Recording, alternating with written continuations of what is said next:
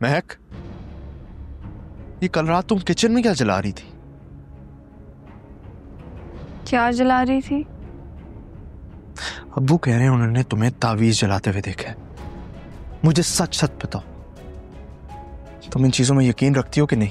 नहीं नहीं, अब्बू को जरूर कोई गलतफहमी हुई है। आपने भी अब्बू की बात का भरोसा कर लिया। मैं क्यों तावीज जलाऊंगी? और मुझे तो इन बातों पे भरोसा भी नहीं है। देखो, मुझे नहीं पता कि मैं किसकी बात पे यकीन करूं, तुम्हारी बात पे या अब्बू की बात पे, लेकिन अगर तुम कुछ ऐसा कर रही हो ना तो उसको फौरन रोक दो। मैंने तो कुछ भी नहीं किया ऐसा। आपने अब्बू की बात का यकीन कर लिया। देखो मैं, मुझे ना इन फजूल की बातों में नहीं पड़ना।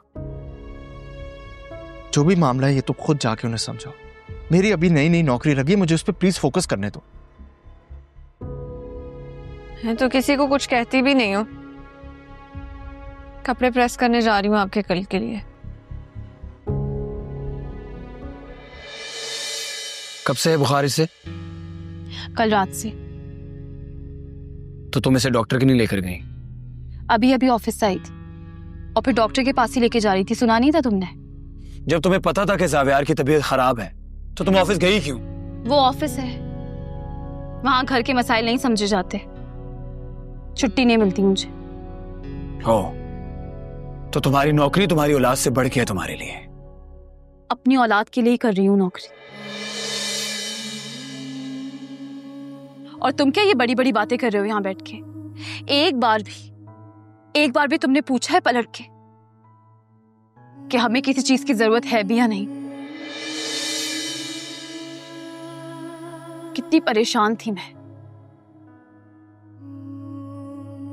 मजबूर थी कि कैसे अपना और अपने बच्चे का खर्चा उठाऊंगी।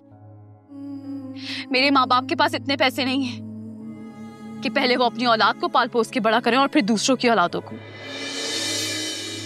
इसलिए निकली मैं घर से बाहर,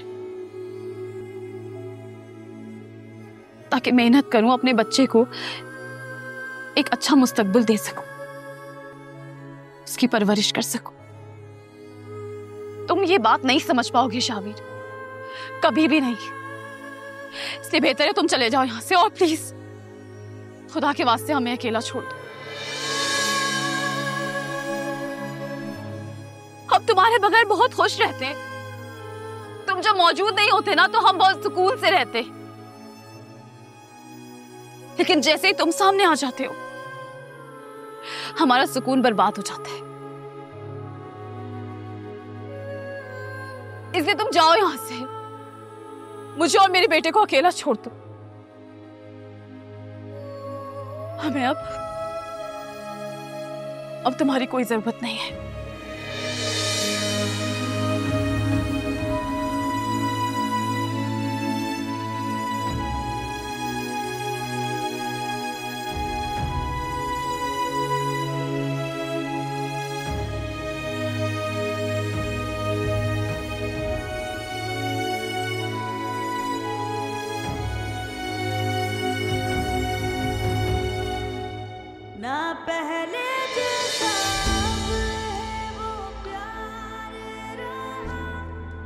शाहवीर कहाँ गया? चला गया। आप राहिम को बुला दें प्लीज, हमें हॉस्पिटल जाना है।